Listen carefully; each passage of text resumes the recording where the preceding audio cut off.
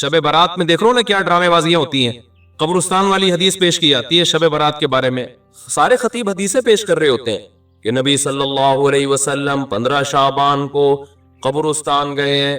تو ہم بھی 15 شعبان کو کہاں جائیں گے بھائی؟ قبرستان. ہم کہتے ہیں حدیث ضعیف ہے، کہتے ہیں نہیں بھائی تمہیں تو جو حدیث تمہارے خلاف جائے وہ ضعیف ہو جاتی ہے. لو بھیا، تو آخری جواب کیا ہوگا؟ ارے صحابہ سے دکھا دو کون اس رات قبرستان گیا ہے. کیوں؟ اگر شب برات کو 15 شعبان کو قبرستان جانا خیر کا کام ہوتا تو ابو بکر گئے ہوتے کہ نہیں ہوتے؟ عمر گئے ہوتے کہ نہیں ہوتے؟ عثمان گئے ہوتے؟ علی گئے ہوتے؟ ابن مسعود گئے ہوتے؟ ابو ہریرہ گئے ہوتے؟ جابر بن عبداللہ گئے ہوتے؟ معاذ بن جبل گئے ہوتے؟ سیدہ عائشہ گئی ہوتی؟ سیدہ زینب گئی ہوتی؟ یہاں تو جینٹس بھی جا رہے ہیں اور لیڈیز بھی جا رہی ہیں اور جتھوں کی شکل میں جا رہے ہیں. اس لیے میرے بھائی یہ بدعت والا کام کیا کرو، بولو نا چھوڑ دو. لو کان خیرا ما سبقونا الیہ، اذان سے پہلے اگر اس کام کی کوئی فضیلت ہوتی جو ہمارے ہاں صلاۃ والسلام پڑھا جاتا ہے بعد میں بھی پہلے بھی، تو بھائی صحابہ کرام اس کام میں ہم پہ پہل کرتے، کیونکہ وہ لوگ خیر پر ہم سے بہت زیادہ حریص تھے. تو دین کو قرآن و سنت کی ایسی تشریح جس میں آپ صحابہ کو بیچ سے ہٹا دیں، وہ تشریح اٹھا کے دیوار پہ دے مارو، چاہے وہ دیکھنے میں کتنی ہی اٹریکٹیو لگے، اس کی دلیل آپ کو کتنی ہی مضبوط لگے. سمجھتے ہو کہ نہیں سمجھتے؟ یہی وجہ ہے کہ بہت سارے فقہا بعض حدیثوں کو چھوڑ دیتے ہیں کہ بھئی ہمیں صحابہ میں اس کا یہ عمل نہیں ملتا، اور بعض کمزور حدیثیں ہوتی ہیں لے لی جاتی ہے. کیوں؟ وعلیہ العمل، وہ دلیل یہ دے رہے ہوتے ہیں اس پر کیا ہے؟ عمل ہے. اور ان سب باتوں کی دلیل جیسے قرآن کی آیت ہے، ایک اور حدیث ہے جو میں بار بار بیان میں بتاتا ہوں. آج میرا ٹاپک نہیں ہے تو میں آگے چلوں گا انشاءاللہ یہ اس کو بیان کر کے. وہ یہ کہ جب نبی صلی اللہ علیہ وسلم نے فرمایا نا امت میں 73 فرقے ہوں گے، کلہم فی النار، سب کے سب جہنم میں سوائے ایک کے. اس حدیث کو اس پہ تو پیش کیا جاتا ہے کہ فرقہ واریت غلط ہے، فرقے نہیں ہونے چاہیے، لیکن جتنے لوگ یہ حدیث پیش کر رہے ہوتے ہیں آدھی بات کرتے ہیں اور آدھی پی جاتے ہیں. یقیناً اس حدیث سے پتہ چلتا ہے صرف ایک جنتی، باقی سارے کہاں؟ بولو نا جہنم. واقعی فرقے غلط ہیں، فرقے نہیں ہونے چاہیے، لیکن پوری بات تو پوچھو بھائی، سارے فرقے جہنمی ہیں؟ سارے جہنم میں؟ نبی نے فرمایا ایک ان میں سے کیا ہوگا؟ بولو نا، وہ جنت میں ہوگا. وہ بھی تو فرقہ ہی ہوگا، وہ بھی تو ایک کانسیپٹ ہی ہوگا، وہ بھی تو ایک نظریہ ہی ہوگا. اگلا سوال صحابہ نے پوچھا یا رسول اللہ کون سا فرقہ جنت میں جائے گا؟ یعنی کلہم فی النار، سارے جہنم میں، تو ایک جو جنت میں ہوگا وہ کون سا ہوگا؟ تو نبی نے جو علامت بتائی ہے اس کو خوب غور سے سنو. بار بار بتاتا ہوں، نبی یہ نہیں فرمایا کہ جو قرآن پہ چلے گا، کیونکہ ہر فرقہ اپنی نسبت کس کی طرف کرتا ہے؟ بھئی ہم تو قرآن کو تو سب مانتے ہیں، کیونکہ وہ مسلمانوں کے اندر فرقے ہوں گے نا، اسلام کی طرف نسبت کریں گے اپنی، تو قرآن تو بیسک ہے نا. کوئی فرقہ ایسا ہو سکتا ہے کہ میں مسلمانوں کا ایک فرقہ ہوں اور میں برحق ہوں؟ کیا بھئی ہے تو دلائل کہاں سے لیتا ہے؟ میں تورات سے دلائل لیتا ہوں. میں جب ریفرنس دوں گا تورات اور انجیل کے دوں گا تو لوگ کہیں گے یار تو جڑ سے ہی ختم ہو گیا. اس لیے قرآن کے نام پہ تو ہر شخص کوئی صحیح تشریح کرتا ہے اور قرآن کے نام پہ کوئی منجن بیچتا ہے. اس لیے نبی نے یہاں قرآن کا نام نہیں لیا. یقیناً قرآن پہ چلنا ہی والا ہی برحق ہوگا، لیکن یہاں نبی تو بتا رہے ہیں نا کہ ان 73 میں ٹھیک کون سا ہوگا، تو اس کی سلیکشن کا آسان طریقہ بتایا جائے. اگر آپ بتا دیتے جو قرآن پہ چلے گا تو ہر شخص دعویٰ کیا کر رہا ہے؟ قرآن. پروفیسر غامدی صاحب بھی کہتے ہیں میں قرآن کو مانتا ہوں. وہ حضرت عیسیٰ کی موت کے دلائل بھی قرآن سے دے رہے ہوتے ہیں، حالانکہ قرآن سے ان کی موت کے دلائل نہیں، لیکن باتوں کو گھما دیا. پبلک کو تو نہیں قرآن کی سنت کا زیادہ پتا ہوتا. تو نبی نے کیا فرمایا؟ یہ بھی نہیں فرمایا کہ جو حدیث پہ چلے گا، اس لیے کہ بہت سے لوگ اپنی نسبت کہاں کر دیتے ہیں؟ حدیث کی طرف. لیکن حدیث کی وہ ایسی تشریح کر رہے ہوتے ہیں جو صحابہ سے ثابت نہیں ہوتی. اس لیے پوری بات نبی نے فرمائی ما انا علیہ واصحابی، جس پر میں ہوں اور میرے صحابہ. میں کا کیا مطلب؟ قرآن پہ تو چلنا ہے، لیکن قرآن پہ اس طرح سے چلنا ہے جیسے میں چلا. قرآن کی کوئی ایسی تفسیر مارکیٹ میں نہ لے آنا جو میرے زمانے میں نہ ملتی ہو، جس پر میرا عمل نہ ہو، اور میرے عمل کی ایسی تفسیر نہ لے آنا جو صحابہ سے ثابت نہ ہو. ابھی تو میں بار بار جو چیلنج کرتا ہوں نا 3 طلاق ایک نہیں ہوتی، اس پہ بہت سارے اب میرے خلاف کلپ آنے لگے. ابے کسی ایک صحابی سے دکھا دو نا یار جس نے 3 طلاقوں کو ایک کہا ہو، دکھا دو نا آپ. اور حدیث کی کتابوں میں 3 کو 3 کہنے کے فتوے بھرے ہوئے ہیں، اس کا کوئی جواب نہیں دیتا، گواتے رہتے ہیں ایکچولی یوں کر کے چھوڑو تم قرآن و سنت کو، تم یہ بتاؤ قرآن و سنت کی وہ تشریح معتبر ہے جو صحابہ کی تھی یا تمہاری اپنی معتبر ہے؟ تو خیر یہ تو بیچ میں ضمناً ایک مسئلہ آ گیا، لیکن یہ پورا اصول ہے، یاد رکھو۔ آپ صحابہ کو بیچ سے نکال کے اگر ڈائریکٹ قرآن و سنت پہ چلنے کی کوشش کرو گے، لیبل قرآن و سنت کا ہوگا، لیکن وہ قرآن و سنت کی آپ کی ذاتی تشریح ہوگی جو آپ اٹھا کے امت پہ تھوپ رہے ہوگے۔ سمجھتے ہوگے نہیں سمجھتے؟ اور صحابہ کا کسی مسئلے پہ اجماع ہو جائے وہ تو پھر انف، کیونکہ نبی صلی اللہ علیہ وسلم کی صحیح حدیث ہے، سب اس کو مانتے ہیں، لا تجتمع امتی علی ضلالہ، میری امت کبھی گمراہی پہ جمع نہیں ہو سکتی، کسی بھی دور میں نہیں ہو سکتی۔ یہ کسی زمانے کے ساتھ خاص نہیں ہے، کوئی بھی دور آ گیا نا امت کسی ایک مسئلے پر ہو گئی، اب حق اس میں منحصر ہے، کیونکہ اگر ہم مان لیں کہ یہ غلط مسئلے پر جمع ہو گئی تو اس کا مطلب امت گمراہ ہے، پوری امت گمراہ، جبکہ پوری امت گمراہ نہیں ہو سکتی۔ تو اجماع میں سب سے پہلے درجے کا اجماع کس کا ہے؟ صحابہ کا، پھر بعد والے لوگوں کا، پھر بعد والے لوگوں کا۔ اور اجماع کی بھی 2 قسمیں یاد رکھو، ایک اجماع تو وہ ہے کہ بہت سارے صحابہ سے ایک عمل تواتر کے ساتھ، ایک یہ ہے جس کو اجماع سکوتی کہتے ہیں، صحابہ نے کسی نے بھرے مجمع میں ایک عمل کیا اور کسی نے ان پر اعتراض نہیں کیا، تو یہ بھی اجماع ہے۔ تو یہ چند اصول اچھی طرح سے سمجھا، اور یاد رہے گی نا، لو کان خیرا ما سبقونا الیہ، مشرکین کہتے تھے کہ اگر اسلام خیر کا کام ہوتا تو صحابہ ہم سے پہل نہ کرتے۔ ہم کیا کہتے ہیں بھائی، کوئی بھی خیر کا کام ہوگا تو ہم سے پہلے صحابہ نے کیا ہوگا، تبھی ہم کہتے ہیں بھائی مردوں کے ایصال ثواب کے لیے اجتماعی قرآن خوانیاں مت کیا کرو۔ حضرت ابو بکر کا انتقال ہوا، کبھی دیکھا حضرت عمر نے تمبو لگایا، دیگیں پکائیں اور سارے صحابہ کو بلایا، چل بھائی تو پہلا پارا، تو دوسرا پالا، تو تیسرا پارا۔ کبھی دیکھا آپ نے کسی نے؟ کوئی ضعیف روایت ہے اس بارے میں؟ کوئی دیگوں کے ڈھکن کہیں نہیں ملا ہوگا نا آپ کو، یا اس زمانے میں دیگیں نہیں ہوتی تو کچھ تو ہوتا تھا نا، کسی میں تو کچھ پکتا ہوگا۔ حضرت علی کی شہادت ہوئی، سیدنا عثمان کی شہادت ہوئی، کوئی برسی ہوئی؟ بولو نا کیا ہو گیا بھائی جان، چپ کیوں بیٹھے ہو؟ کوئی برسی ہمیں ملتی ہے صحابہ کے دور میں کہ فلانے کی حضرت عمر کی برسی منائی ہو، یا حضرت عثمان کی منائی ہو، یا کسی نے کسی کی ابا کی منائی ہو، اماں کی منائی ہو؟ یادگار کے لیے تصویریں رکھنا بزرگوں کی گھر میں، آج لوگوں نے اپنے پیر صاحب کی تصویر لٹکائی ہوئی ہوتی ہے، سب سے بڑے پیر تو محمد صلی اللہ علیہ وسلم تھے، اور تصویر سازی کا فن اس وقت عروج پر تھا، اس کے باوجود ہمیں نبی کی کوئی تصویر صحابہ سے نہیں ملتی۔ اس سے پتہ چلتا ہے عقیدت کے لیے گھروں میں تصویر لٹکانا حرام اور ناجائز ہے۔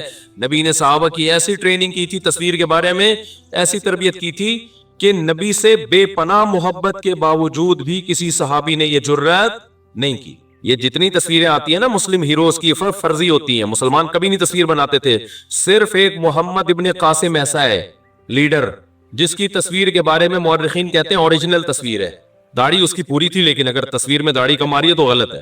وہ کیوں ہے؟ اس کی وجہ ہم نے کتابوں میں پڑھی ہے۔ وجہ یہ ہے کہ محمد ابن قاسم جب ہندوستان سندھ کے راستے سے آیا نا، یہاں تو ہندو رہتے تھے، تو اس نے یہاں اتنا انصاف دیا لوگوں کو اور لوگوں کے ساتھ ایسا اچھا سلوک کیا محمد بن قاسم نے، کیونکہ مسلم فاتح بن کے آیا تھا۔ یہاں پہلے ہندوؤں کے کوئی بہت ظالم قسم کے لوگ ہوتے تھے، تو ہندوؤں کو اس سے عقیدت ہو گئی، اور ہندوؤں کو جس سے عقیدت ہو نا اس کو بھگوان بنا لیتے ہیں، وہ یہ ہمیشہ سے چلا آ رہا ہے۔ تو جب محمد بن قاسم واپس گیا ہے نا، ہندوؤں نے اس کی تصویریں بنا کے پوجنا شروع کر دیا اس کو۔ اس وجہ سے ہندوستان کی تاریخ میں کس کی تصویریں باقی رہ گئیں؟ محمد بن قاسم کی۔ ظاہر ہے اس میں تبدیلی آئی ہوگی، میں نہیں کہہ رہا ایگزیکٹ وہی ہے، لیکن ہمیں محمد بن قاسم کی ہندوستان میں تصویریں ملتی ہیں۔ وجہ اس کی ہے کہ ہندوؤں کے ساتھ اس نے اتنا اچھا سلوک کیا، اتنا اچھا سلوک کیا۔ یہ تو اب تاریخ کو نا مسخ کیا جا رہا ہے ایک پروپیگنڈے کے تحت۔ محمد بن قاسم کو ڈاکو بنا کے پیش کیا جا رہا ہے اور اس کو ظالم بنا کے پیش کیا جا رہا ہے۔ اب تاریخ کیا ہو رہی ہے؟ مسخ، چینج، تاکہ جو مسلم ہیروز تھے جن کے دنیا میں بڑے کارنامے، اور اس میں ہمارے کچھ مسلم اسکالر بھی ہیں جو لیبل اسلام کا لگاتے ہیں، کام سارا وہی کر رہے ہیں جو سیکولر لوگوں کا کام ہے۔ سمجھتے ہو کہ نہیں سمجھتے ہو؟ تو اس سے بھی پتہ چلتا ہے بھائی گھروں میں بزرگوں کی، باپ دادا کی تصویریں بولو مت لگائے کرو۔ اس سے بھی ہمیں پتہ چلتا ہے کہ اگر میرے بھائی 12 ربیع الاول منانا، میں اسی سٹائل میں کہوں گا نا جس سٹائل میں تقریریں ہوتی ہیں 12 ربیع الاول میں، اگر 12 ربیع الاول کا حلوے مانڈے اور اس میں جو کچھ ہو رہا ہے، یہی ہو رہا ہے نا، ناچ رہے ہیں، گا رہے ہیں اور حلوے مانڈے بانٹ رہے ہیں، اگر یہ خیر کا کام ہوتا تو صحابہ نے ہم سے پہلے کیا ہوتا۔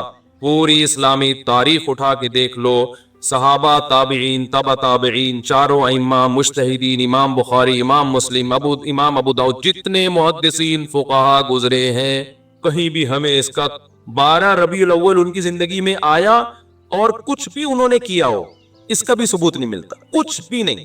ان کی زندگی میں جو حیثیت 11 تاریخ کی تھی وہی کیسی تھی؟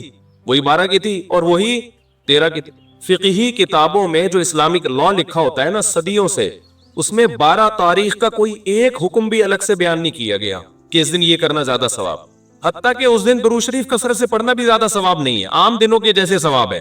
جمعے کے بارے میں آتا ہے حدیث میں کہ درود شریف پڑھنے کا ثواب، صحیح حدیث صحیح ہے۔ ابے جمعے کے بارے میں آتا ہے کہ درود شریف پڑھنے کا ثواب جمعے کے دن عام دنوں سے زیادہ، جبکہ نبی کی پیدائش کا دن جمعہ تھا یا پیر تھا؟ پیر، لیکن ثواب کس دن زیادہ رکھا؟ جمعے کا۔ اسی وجہ سے ہم نے بہت سارے علماء کو دیکھا ہے جمعے کے دن عصر سے مغرب تک درود ہی پڑھتے ہیں، وہ درود شریف پڑھتے ہیں وہ، یا اور کسی بھی ٹائم پہ درود شریف کی کثرت کرتے ہیں۔ تو حالانکہ پیدائش کس دن ہوئی ہے نبی کی؟ پیر کے دن ہوئی ہے۔ وہ پیر کے دن آپ نے نہیں فرمایا کہ درود شریف کا ثواب زیادہ ملتا ہے۔ تو میرے بھائی اپنے آپ کو پابند کرو قرآن و سنت کی وہ تشریح جو صحابہ۔ تو 12 ربیع الاول کے حلوے مانڈے ہمیں کہیں بھی نہیں ملتے، اور نہ یہ عرس قوالی۔ صحابہ کے دور کے کسی مشہور قوال کا نام تو بتاؤ ہے بھائی، تو صحابہ کے دور میں کوئی بہت مشہور قوال ہو جن کی قوالی سننے کے لیے صحابہ کرام جایا کرتے۔ کوئی عرس ہوا صحابی کے دور میں ہے بھائی؟ کوئی عرس ہو رہا ہوگا جی، یا آج کل نا وہ بھی آ رہا ہے، انٹرنیٹ پہ بڑی چیزیں آ رہی ہوتی ہیں، وجد آ رہا ہے، اچھل رہے ہیں دائیں بائیں، کوئی ایک دم ہوا۔ تو کوئی صحابہ کے دور میں کسی کو وجد آیا کہ جی وہ قوالی چل رہی ہو، دھمال ہوا، اور حضرت عمر تو رکھ کے تھپڑ لگاتے اگر کسی کو ہوتا نا، انسان کا بچہ بن کے بیٹھے، کیا کر رہے تو یہاں، کیا ڈرامہ لگایا ہوا یار، یہ کیا پن لگا کے رکھا ہوا ہے، وہی کلپ چلا دو اس کے ساتھ۔ جب بھی کوئی ایسی قوالی میں اچھل کود کر رہا ہو نا، تو لندن والے کا وہ کلپ لگا دو، کیا پن لگا کے رکھا، وہ پورا جملہ مسجد کی وجہ سے میں نہیں کہہ پا رہا، کیا پن لگا کے رکھا ہوا ہے، وہ چلا دیا کرو ساتھ میں۔ تو یہ عرس ہو گئے، قبروں پہ قوالیاں ہو گئیں، دھمال ہو گئے، اور یہ جو ٹوپی ڈرامے ہو رہے ہیں، اور بچارے بن سج کے شب برات کو قبرستان جا رہے ہوتے ہیں۔ چھوڑ دو میرے بھائی یہ کام، قبرستان جب تمہیں پٹے پہ ڈال کے لے کے جائیں گے نا وہی ٹھیک ہے، اس سے پہلے جانا ہے دن میں جاؤ، قبرستان رات کو جانے کا موقع نہیں ہے، دن میں جاؤ اور تنہائی میں جاؤ۔ نبی صلی اللہ علیہ وسلم نے فرمایا فَزُورُوهَا فَإِنَّهَا تُذَكِّرُ الْآخِرَةَ، قبرستان جایا کرو، اس سے آخرت کی یاد تازہ ہوتی ہے۔ وہاں جا کے کیا کرنا ہے؟ مرحوم جتنے ہیں ان کے لیے دعا کرنی ہے، سب سے پہلے تو ان کو سلام کرنا ہے، السلام علیکم یا اہل القبور، اے قبر والو تم پر سلامتی ہو۔ اس کا مطلب یہ نہیں کہ وہ قبر والے سن رہے ہوتے ہیں، وہ تو اللہ پہنچا دیتا ان کو سلام۔ تو یا اہل القبور یہ اختلافی مسئلہ ہے، اس میں پھڈے میں نہ پڑ جانا۔ یا اہل القبور، اے قبر والو تم پر سلامتی ہو۔ آگے جملہ بڑا ڈینجرس ہے، وہ بھی بول لیا کرو، انتم لنا سلف، تم پہلے چلے گئے، ونحن وإنا ان شاء اللہ بکم لاحقون، اور ونحن بکم خلف، اور ہم تمہارے بعد آنے والے ہیں، وإنا ان شاء اللہ بکم لاحقون، اللہ نے چاہا تو عن قریب ہم بھی یہیں پہنچنے والے ہیں۔ بہت ڈر لگے گا، کب کب آنے لگو گے، کیا باتیں کر رہا ہوں میں، لیکن بھائی ایسا تو یہ تو ہوگا۔ تو اس سے عبرت حاصل ہوتی ہے کہ بھائی ہم نے بھی ایک دن یہاں سے پتلی گلی سے نکلنا ہے، تو یہ کام کیا کرو قبرستان میں جا کے۔ اور یہ جتھے بنا کے جانے میں، جتھوں میں تو کیا ہوتا ہے، گپیں لگ رہی ہوتی ہیں، اور سنا یار یہ گھڑی کہاں سے خریدی، موبائل وہی پرانا چل رہا ہے، ابھی تو نیا آ چکا ہے، تو کیا عبرت حاصل ہوگی میرے بھائی۔ اور زیادہ عبرت حاصل کروانی ہے تو کوئی بندہ پیچھے بٹھا دو، جب آپ جاؤ نا بولو السلام علیکم یا اہل القبور، واپس وہاں سے آواز آئے وعلیکم السلام بھائی عبد الغفور، پھر جو عبرت حاصل ہوگی انشاءاللہ سارے صغیرہ کبیرہ گناہ سے توبہ کی ہمیشہ توفیق مل جائے گی، کیونکہ آپ کو لگے گا کہ قبر سے رپلائی آ گیا ہے، پھر تو ایسا انسان کے بچے بنو گے نا ساری زندگی۔ تو خیر یہ آیت یاد رکھیں، جتنی بدعتیں ہیں تو سب اسی میں داخل ہیں، تو چھوڑ دو ان بدعتوں کو میرے بھائی، سیدھا سیدھا صاف ستھرا ملت بیضاء جو اللہ اس کے رسول نے ہمیں دیا ہے، صاف ستھرا دین، تو جو نبی صلی اللہ علیہ وسلم اور صحابہ سے منقول ہے، یہ ربیع محرم میں بھی یہی ہے۔ ہمارے نبی صلی اللہ علیہ وسلم نے نوحہ کرنے سے منع کیا ہے، صحیح حدیثیں جن پر لعنت کی گئی ہے۔ اہل بیت کبھی بھی میتوں پہ چیخے نہیں مارتے تھے, کبھی بھی نوحے نہیں کرتے تھے, صبر کر کیا ہے انہوں نے. تو ہمیں بھی کیا حکم ہے میرے بھائی, نہ ہم نے برسیاں منانی ہیں اور نہ ہم نے گریبان چاک کرنے ہیں, نہ ہم نے سینوں کو پیٹنا ہے. اور ویسے بھی شہید کا کوئی, شہید تو زندہ ہوتا ہے, اور ہم زندہ جاوید کا ماتم نہیں کرتے. سمجھتے ہو کہ نہیں سمجھتے؟